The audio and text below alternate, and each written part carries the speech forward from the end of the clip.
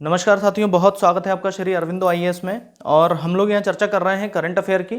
और जैसा कि आपको याद है, हम करंट अफेयर के 2 वीडियो जनवरी 2020 के हम लोग डाल चुके हैं और ये जनवरी 2020 के करंट अफेयर का आज फाइनल वीडियो है। तो आइए शुरू करते हैं। सबसे पहले हम लोग इसमें ये देखें कि आज का हमारा पहला टॉपिक क्या होगा। तो सबसे पहला टॉपिक है हमारा आज का नंबर 1, जेयर बोल्सनारो।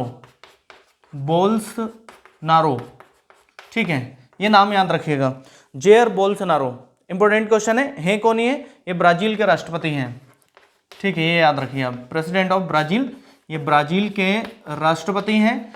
क्यों चर्चा में है, हम लोग क्यों इनकी बात कर रहे हैं, क्योंकि जनवरी 2020 में 2020 में जनवरी 2020 में हमने इन्हें गणतंत्र दिवस पर मुख्य अतिथि के रूप में आमंत्रित किया था।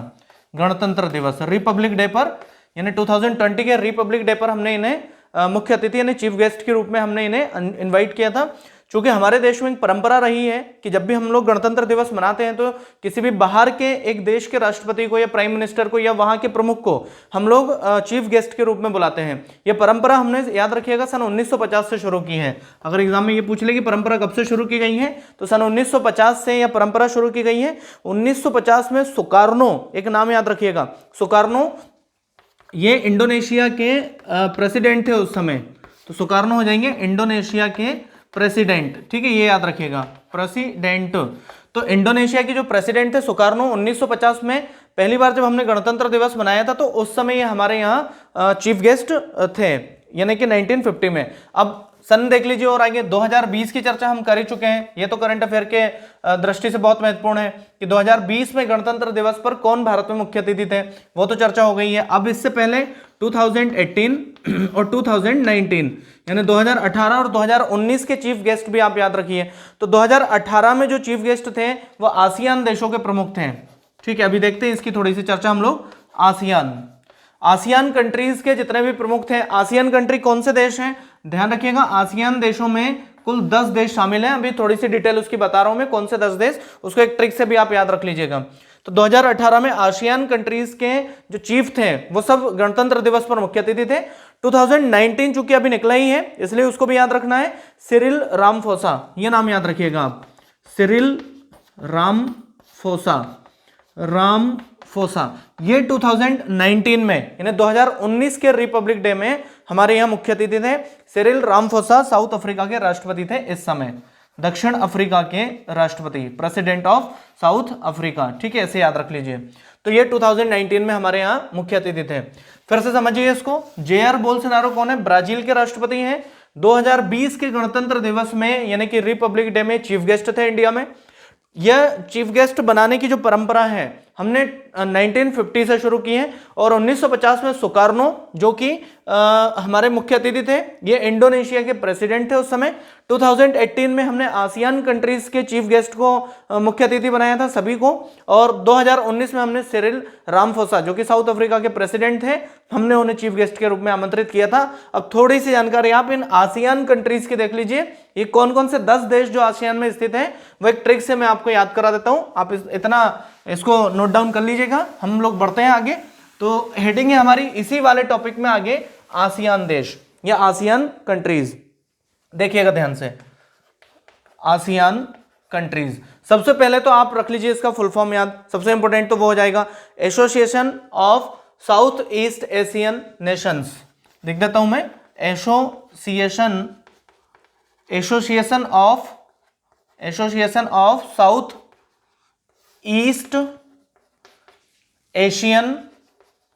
एशियन और एन से हो जाएगा नेशंस। ठीक है, तो क्या हो जाएगा, एसोसिएशन संगठन, साउथ दक्षिण, ईस्ट पूर्वी, दक्षिण पूर्वी, एशियन यानी एशिया की जो जितने भी देश हैं उनका एक संगठन। तो दक्षिण पूर्वी एशिया के देशों का एक संगठन है जिसे आसियान के नाम से जाना जाता है। और कुल कितने देश इसमें अगर पूछे जाए मेंबर हैं तो ध्यान रखिएगा, सेकंड पॉइंट इसमें याद रखिएगा, इसमें 10 कंट्रीज मेंबर हैं। अब 10 कंट्रीज कौन कौन सी मेंबर हैं वो एक चीज आप इसको भी आप ट्रिक से याद रख लीजिए। लिखता हूं मैं यहाँ उसकी भी एक ट्रिक, आसियान के 10 सदस्य याद रखने की ट्रिक। ठीक है, यहाँ लिख देता हूं मैं, तो यहां से लिखना शुरू कर लीजिए आप भी चाहे तो। आसियान के मिनिस्टर आसियान के मिनिस्टर बीपीएल, ठीक है, वो याद रखिएगा ना, भोपाल बीपीएल, MIC, एक गैस निकली थी मिथाइल आइसोसाइनाइड भोपाल में, इसलिए उससे बन जाएगा ये। तो BPL MIC की जांच करने, MIC की जांच करने TVS, कंपनी का नाम है, TVS से गए, ये TVS गाड़ी से गए, ऐसा बोल सकते हैं हम लोग। चलिए, अब जो ट्रिक हमने बनाई है उसमें हम लोग देश कंट्रीज को बाहर निकाल लेते हैं, कौन कौन सी कंट्री उसमें होती थी। तो सबसे पहले तो आ जाइए, M जो मिनिस्टर का M है उससे आप याद रख लीजिए, यहाँ म्यांमार हमारा पड़ोसी देश है, म्यांमार, ठीक है। अब BPL में B का अर्थ, P का अर्थ और L तीनों का अर्थ है, तो B का अर्थ तो हो जाएगा ब्रूनेई, ठीक है, ये भी हमारे पास एक कंट्री है ब्रूनेई, ठीक है, स्थिति उसकी बता देंगे अपन मैप में अभी। ब्रूनेई, P से हो जाएगा फिलीपींस, ये हो जाएगा फिलीपींस, ठीक। L से हो जाएगा यहाँ लाओस, लाओस, तो BPL से याद हो जाएगा ये, ब्रूनेई, फिलीपींस और लाओस। अब आ जाइए वो जो गैस निकली थी MIC उससे, M से हो जाएगा मलेशिया, ठीक है, यहाँ ऊपर लिख देता हूँ मलेशिया, M से मलेशिया, यहाँ I से हो जाएगा इंडोनेशिया, इंडोनेशिया शॉर्ट में लिख दिया, आप पूरा लिख लेना उसको, इंडोनेशिया। और C से हो जाएगा यहाँ कंबोडिया, C से हो जाएगा कंबोडिया, ठीक है, इसको भी शॉर्ट में लिख देता हूं मैं, इतना याद हो गया होगा। म्यांमार, B से ब्रूनेई, P से Philippines, L Laos, M Malaysia, I Indonesia, C हो जाएगा कंबोडिया। क्या 3 अक्षर बच रहा है? TVS। T से हो जाएगा थाईलैंड, या नीचे लिख रहा हूं मैं थाईलैंड, ठीक है, इसको भी याद रखना साथ में। V से हो जाएगा यहाँ वियतनाम, वियतनाम, वियतनाम, और S से हो जाएगा यहाँ सिंगापुर, ठीक है। इतने ये 10 कंट्री याद रखिएगा, ये हो गई 10 कंट्री। M से हो गया यहाँ Myanmar 1, Brunei 2, Philippines 3, Laos 4, Malaysia 5, Indonesia 6, Cambodia 7, Thailand 8, Vietnam 9 और सिंगापुर 10। ये 10 सदस्य देश हैं आसियान कंट्री के, इस ट्रिक से आसानी से हम लोग उसे याद रख सकते हैं। 2 और महत्वपूर्ण चीजें इसमें याद रखिए आप इस आसियान के बारे में। एक तो ये कि आसियान की स्थापना कब हुई थी, सबसे इंपॉर्टेंट ये है। तो आसियान ये जो संगठन है दक्षिण पूर्वी एशियाई देशों का, इसकी स्थापना हुई है, यहां लिख देता हूं मैं, 8 अगस्त 1967, 1967 में इसकी स्थापना हुई है, इसलिए 8 अगस्त को आसियान दिवस के रूप में भी मनाया जाता है, ये याद रखना आप। तो 8 अगस्त हो जाएगा आसियान दिवस, और 8 अगस्त 1967 को उसकी स्थापना हो जाएगी, 1967 में उसकी स्थापना हुई थी। क्लियर कंसेप्ट है इतना? ये फर्स्ट वाला क्वेश्चन हमारा कंप्लीट होता है। आगे बढ़ते हैं सेकंड क्वेश्चन की तरफ। दूसरा क्वेश्चन है हमारा JP नड्डा, ठीक है, इसको लिख लीजिएगा आप वीडियो पॉज करके, इंपॉर्टेंट क्वेश्चन है, ध्यान रखना एग्जाम के पॉइंट ऑफ व्यू से, करंट अफेयर तो बहुत ही IMP है। सेकंड क्वेश्चन हो जाएगा हमारा आज का नंबर 2, JP नड्डा, ठीक है, JP नड्डा। JP नड्डा कौन है वो देख लीजिए आप। JP नड्डा अभी वर्तमान में भारतीय जनता पार्टी के अध्यक्ष हैं, और ये बीजेपी के 11वें अध्यक्ष हैं। तो भारतीय जनता पार्टी बीजेपी के 11वें अध्यक्ष, ठीक है, ये JP नड्डा है, ये याद रखना। तो यहां से क्वेश्चन ये बन सकता है कि बीजेपी के पहले अध्यक्ष फर्स्ट और बीजेपी के सेकंड अध्यक्ष कौन बनाए गए थे, ये भी एक इंपॉर्टेंट क्वेश्चन हो सकता है। और भारतीय जनता पार्टी की स्थापना याद रखना, बीजेपी की स्थापना हुई है सन 1980 में। 1980 में जब बीजेपी की स्थापना हुई थी, उस समय इसके पहले अध्यक्ष बनाए गए थे श्री अटल बिहारी वाजपेयी जी, ठीक है, अटल बिहारी वाजपेयी जी, ये नाम याद रखना। और सेकंड अध्यक्ष बनाए गए थे लाल कृष्ण आडवाणी, लाल कृष्ण आडवाणी, ठीक है, ये उसके दूसरे अध्यक्ष थे। तो ये 2 क्वेश्चन यहां से बन सकते हैं, एग्जाम में पूछ सकता है, चूंकि चर्चा में है काफी, केंद्र में सरकार भी मोदी सरकार का संबंध बीजेपी से, इसलिए ये क्वेश्चन यहां से बन सकते हैं, इंपॉर्टेंट है। सन 1980 में जब बीजेपी की स्थापना हुई थी, उस समय पहले अध्यक्ष, प्रथम अध्यक्ष अटल बिहारी वाजपेयी बनाए गए थे, और दूसरे अध्यक्ष बने थे उसके लाल कृष्ण आडवाणी, और वर्तमान में अध्यक्ष हैं JP नड्डा, जो कि बीजेपी के 11वें नंबर के अध्यक्ष हैं, यानी कि उनका नंबर 11th है। अब इनके बारे में 2-3 चीजें ध्यान रख लीजिए आप। JP नड्डा मोदी सरकार के पहले कार्यकाल में, यानी 2014 में जब मोदी सरकार आई केंद्र में, तो मोदी सरकार के पहले कार्यकाल में ये स्वास्थ्य मंत्री के पद पर थे, ये याद रखना, हेल्थ मिनिस्टर थे। तो मोदी सरकार के पहले कार्यकाल में JP नड्डा स्वास्थ्य मंत्री यानी कि हेल्थ मिनिस्टर हो जाएंगे, ये ध्यान रखना है आपको, इंपॉर्टेंट क्वेश्चन है। और JP नड्डा का जो जन्म स्थान है वो बिहार से संबंधित है, ध्यान रखना, ये बिहार राज्य से संबंध है इनका, ठीक है, नोट डाउन कर लीजिए आप। JP नड्डा बीजेपी के अध्यक्ष हैं, वर्तमान में 11वें अध्यक्ष हैं ये। और हाँ, ध्यान रखना, इनका कार्यकाल रहेगा इस पद पर 3 वर्षों का, अगर कभी पूछ ले एग्जाम में तो कार्यकाल तो ये 3 वर्ष तक अपने पद पर रहेंगे। तो 11वें अध्यक्ष हो गए, फर्स्ट अध्यक्ष हो गए अटल बिहारी वाजपेयी, दूसरे अध्यक्ष थे बीजेपी के लाल कृष्ण आडवाणी। 2014 में जब मोदी सरकार बनी तो मोदी सरकार के पहले कार्यकाल में जेपी नड्डा स्वास्थ्य मंत्री के पद पर थे, यानी कि वो हेल्थ मिनिस्टर थे, और 1980 में बीजेपी की स्थापना हुई है। जेपी नड्डा का संबंध बिहार से है, उनका जन्म बिहार में हुआ था और वे इस पद पर 3 वर्षों तक बने रहेंगे, यानी कि उनका जो कार्यकाल है वो 3 वर्षों का रहेगा। क्लियर है? आगे बढ़े अगले क्वेश्चन की तरफ। अगला हमारा पॉइंट है ट्रांसपेरेंसी इंटरनेशनल। आइए, ट्रांसपेरेंसी इंटरनेशनल ध्यान रखना एक संस्था का नाम है।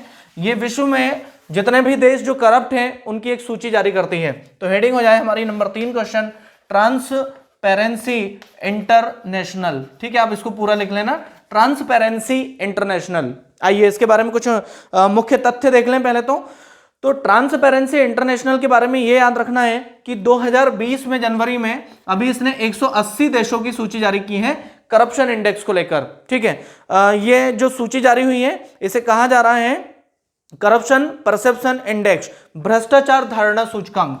ठीक है, भ्रष्टाचार धारणा सूचकांक। ठीक है, सूचकांक यानी इंडेक्स, तो भ्रष्टाचार धारणा सूचकांक, करप्शन परसेप्शन इंडेक्स, इसकी जो 180 देशों की सूची जारी हुई है उस 180 देशों में हमारा स्थान यानी कि इंडिया का नंबर है 80।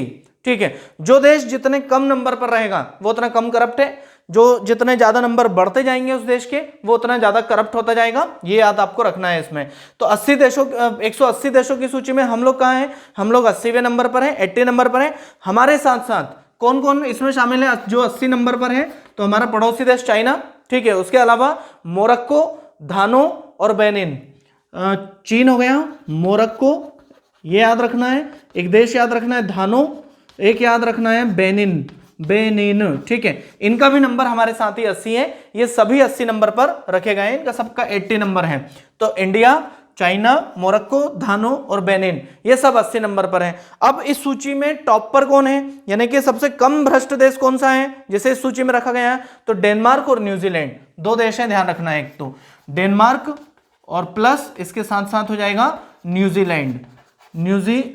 तो डेनमार्क और न्यूजीलैंड को इस सूची में प्रथम स्थान पर रखा गया, मतलब कि यहां करप्शन बिल्कुल ना के बराबर है, यहां करप्शन 0 कहा जा सकता है। ठीक है, क्योंकि इन्हें इस सूची में सबसे टॉप पर रखा गया है। अब इसके अलावा याद ये रखना है कि इस सूची में सबसे अंत में कौन है? तो सबसे अंत में यानी सबसे करप्ट देश इस सूची में जनवरी 2020 के हिसाब से सोमालिया, दक्षिणी सूडान और सीरिया। यहां लिख देता हूं मैं इसको, सोमालिया एक हो जाएगा, ठीक है, दक्षिणी सूडान यानी साउथ सूडान, और एक हो जाएगा इसमें सीरिया। ये 3 देशों को इस लिस्ट में सबसे लास्ट में रखा गया, यानी कि इनका नंबर हो जाएगा 180 या 180 नंबर पर इस सूची में रखे गए हैं। ठीक है, करप्शन इंडेक्स वाली सूची में। अब हमारे पड़ोसी देशों की क्या स्थिति है इंडिया के? तो ध्यान रखना, इसमें यहां एक सूची बना देता हूं मैं अलग से। 120 नंबर पर रखा गया है पाकिस्तान को, ये याद रखना है। हमारे पड़ोसी देशों की भी हमें जानकारी होनी चाहिए। 93 नंबर पर रखा गया है श्रीलंका को इसमें। ठीक है, श्रीलंका 93 नंबर, इसमें रखा गया 146 नंबर पर बांग्लादेश को, 146वें नंबर पर बांग्लादेश। ध्यान रखना, जो जितना ज्यादा नंबर पर है वो उतना ज्यादा करप्ट देश है, 146। और इसमें 113 नंबर पर रखा गया है नेपाल को। ठीक है, तो ये भी याद रखना है, नेपाल हो जाएगा 113 नंबर पर। यह हमारे पड़ोसी देशों की सूची भी इसमें शामिल है। क्योंकि चाइना को हमारे साथ ही स्थान दिया गया है, इसलिए हमने उसे यहाँ 80 नंबर पर हमारे साथ ही रखा हुआ है। क्लियर कंसेप्ट है इतना? एक बार देख लीजिए पूरी सूची को फिर से ध्यान से।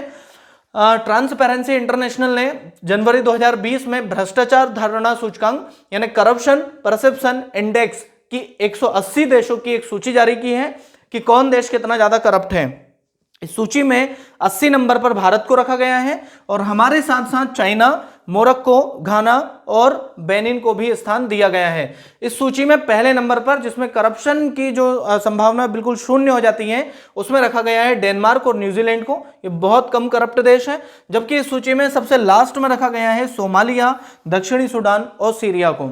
इसके साथ साथ हमारे पड़ोसी देशों की सूची में 120वें नंबर पर पाकिस्तान, 93वें नंबर पर श्रीलंका, 146 नंबर पर बांग्लादेश और 113 नंबर पर नेपाल को रखा गया है। ठीक है, आगे बढ़े। इसी में ध्यान रखना, ट्रांसपेरेंसी इंटरनेशनल की स्थापना 1993 में की गई थी, 1993, और उसका हेडक्वार्टर बर्लिन जर्मनी में है। यहाँ एक और टैग लगा लीजिए यहाँ पे, इसको लिख लीजिए। सन 1993 में ट्रांसपेरेंसी इंटरनेशनल की स्थापना हुई थी और बर्लिन यानी कि जर्मनी में इसका हेडक्वार्टर हो जाएगा, यानी उसका जो मुख्य हेड ऑफिस है वो बर्लिन जर्मनी में होता है। ठीक है, क्लियर कंसेप्ट है। बढ़े आगे, और इसमें अगला वाला जो पॉइंट हो जाएगा हमारा वो हो जाएगा यादा यादा वायरस। ठीक है, ये कंसेप्ट क्लियर है, इसको हटा रहा हूं मैं यहां से, आप वीडियो पॉज करके आप इसको नोट डाउन करते जाइएगा।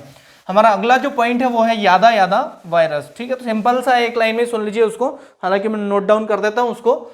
यादा यादा वायरस, ठीक है, यादा यादा वायरस, ये जनवरी 2020 में चर्चा में रहा है। ये जनवरी 2020 में ऑस्ट्रेलिया में मच्छरों, मॉस्किटो में पाया जाने वाला एक वायरस था। ठीक है, तो मच्छरों से इसका संबंध है, ये क्वेश्चन एग्जाम में बन सकता है, पूछ सकता है यादा यादा वायरस का संबंध किससे था, तो वो संबंध था ऑस्ट्रेलिया में पाए जाने वाले मच्छरों में यह वायरस देखा गया था। ठीक है, यादा यादा वायरस की कहानी इतनी ही याद रखना है। आइए अगले क्वेश्चन की तरफ बढ़े हम लोग। हमारा अगला क्वेश्चन है राष्ट्रीय पुरस्कार, नेशनल प्राइज। ये थोड़ा सा एक महत्वपूर्ण क्वेश्चन है हमारे एग्जाम के पॉइंट ऑफ व्यू से। तो अगला पॉइंट हो जाएगा हमारा राष्ट्रीय पुरस्कार। ठीक है, एक सूची याद रखना है इसमें, सूची में या बना देता हूं, एक लिस्ट बना देता हूं मैं। एक तो मैं बना देता हूं यहाँ पद्म विभूषण। ठीक है, ये नाम याद रखना, पद्म विभूषण। सेकंड लिखा है मैंने पद्म भूषण। ठीक है, और थर्ड लिखा है मैंने पद्म श्री। पद्म विभूषण ये सबसे बड़ा पुरस्कार है भारत रत्न के बाद। ठीक है, और सेकंड नंबर पर पद्म भूषण और थर्ड पर पद्मश्री। मैंने कहा भारत रत्न के बाद। ठीक है, ये क्वेश्चन भी एग्जाम में पूछा जाता है कि भारत का दूसरा सबसे बड़ा पुरस्कार कौन सा है, तो वो हो जाएगा पद्म विभूषण, तीसरा पद्म भूषण और चौथा पद्मश्री। लेकिन अगर इन पद्म की केवल चर्चा की जाए तो पद्म विभूषण में ये सबसे बड़ा विभूषण है, उससे छोटा भूषण और उससे छोटा हो जाएगा श्री। यहाँ इसको एक ट्रिक से याद रख लीजिए, जिस पुरस्कार का जितना बड़ा नाम है शब्दों में वह पुरस्कार उतना फर्स्ट नंबर पर है, यानी विभूषण ज्यादा बड़ा नाम है तो पहले नंबर पर है, भूषण उससे छोटा नाम है सेकंड नंबर पर, श्री उससे भी छोटा लिखा जाता है तो तीसरे नंबर का पुरस्कार है। अब आइए मिला कितने कितने लोगों को, पहले तो उसकी एक सूची देख लें। तो पद्म विभूषण कुल 7 लोगों को दिया गया है, 7, और हमें सबके नाम याद नहीं रखने हैं, हमें जो बहुत महत्वपूर्ण है केवल उन्हीं के नाम याद रखने हैं। यहाँ पद्म भूषण दिया गया है 16 लोगों को, 16 लोगों को, और पद्मश्री दिया गया है 118 लोगों को जनवरी 2020 में। सबसे पहले सूची में नाम, जो पद्म विभूषण है उसमें कुछ नाम आप याद रखिए। George Fernandez, George Fernandez. ठीक है, जॉर्ज फर्नांडीज अटल बिहारी वाजपेयी की सरकार में रक्षा मंत्री के पद पर थे, जॉर्ज फर्नांडीज। सेकेंड नाम इसमें याद रखिए अरुण जेटली, यह भी कुछ समय पहले ही मिनिस्टर थे, अरुण जेटली। ठीक है, एक नाम और याद रखिए सुषमा स्वराज, सुषमा स्वराज विदेश मंत्री थी, सुषमा स्वराज। तो जॉर्ज फर्नांडीज, अरुण जेटली, सुषमा स्वराज, अनिरुद्ध जगन्नाथ। ठीक है, ये नया नाम है याद रखिएगा, अनिरुद्ध जगन्नाथ। ठीक, तो ये चौथा नाम इसमें याद रखना है। अगला नाम इसमें याद रखना है मेरी कॉम, ये मालूम है आपको, मेरी कॉम। ठीक है, 5 नाम हो गए, जॉर्ज फर्नांडिस, अरुण जेटली, सुषमा स्वराज, अनिरुद्ध जगन्नाथ, मेरी कॉम, और 2 नाम इसमें और याद रखिए, विश्वेशा तीर्थ। ठीक है, विश्वेशा, ये नाम याद रखना, विश्वेशा तीर्थ। और एक और नाम इसमें अंत में 7वें नंबर पर, चूंकि हम लिस्ट पूरी बना रहे हैं तो वो नाम भी याद रखना, छन्नू लाल मिश्रा, छन्नू लाल मिश्रा। ये वो 7 लोग हैं जिन्हें 2020 में पद्म विभूषण दिया गया है। ठीक है, जॉर्ज फर्नांडिस, अरुण जेटली, सुषमा स्वराज, अनिरुद्ध जगन्नाथ, मेरी कॉम, विश्वेशा तीर्थ और छन्नू लाल मिश्रा। आइए सेकेंड वाले पॉइंट पर आए। पद्म भूषण जिन 16 लोगों को दिया गया उसमें कुछ बहुत महत्वपूर्ण 3 नाम मैं लिखवा रहा हूं, केवल वो आपको याद रखना है। एक नाम उसमें याद रखिए आप, आनंद महिंद्रा, आनंद महिंद्रा। ठीक है, आनंद महिंद्रा पहला नाम। सेकंड याद रखना मनोहर पर्रिकर, गोवा के मुख्यमंत्री थे। ठीक है, मनोहर पर्रिकर, बाद में रक्षा मंत्री भी बने मोदी सरकार में, मनोहर पर्रिकर। और तीसरा नाम यहाँ याद रखना है पीवी सिंधु, इनसे आप सभी वाकिफ हैं, पीवी सिंधु। ठीक है, बस ये 3 नाम आप याद रख लीजिए, इतने में काम हो जाएगा हमारा। आगे बढ़े, इसमें जो पद्मश्री मिला है उस पद्मश्री में आपको, इसमें भी 2-3 नाम आप याद रखिए। एक तो नाम आपको याद रखना है अदनान सामी, अदनान सामी। ठीक है, सिंगर है, ये मालूम है आपको। सेकेंड नाम यहाँ याद रखना है करण जौहर, करण जौहर अभी भी चर्चा में है, ये भी जानकारी है आपको। और थर्ड नाम पद्मश्री में याद रखना है आपको कंगना रनौत, कंगना रनौत, ठीक है, ये भी अभी चर्चा में चल रही हैं, कंगना रनौत। तो ये एक कंप्लीट लिस्ट है इनकी, जो मेन है, केवल वो एग्जाम के पॉइंट ऑफ व्यू से हमने उनको लिख दिया है।